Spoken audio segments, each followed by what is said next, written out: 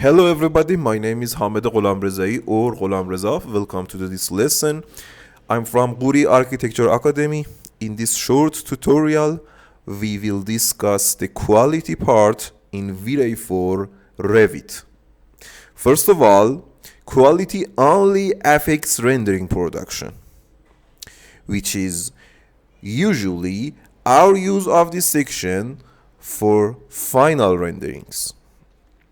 If the quality is low, your rendering time will decrease, but some noise will remain on the image.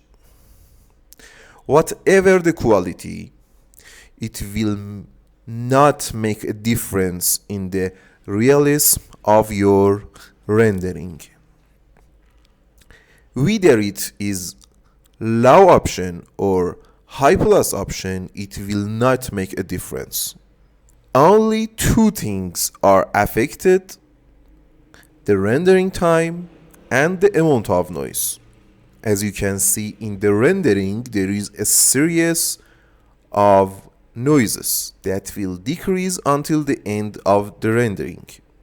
That tool that will help us to eliminate that amount of noise is called denoiser. I usually set the quality to medium for final renders. The high and high plus options greatly increase the rendering time.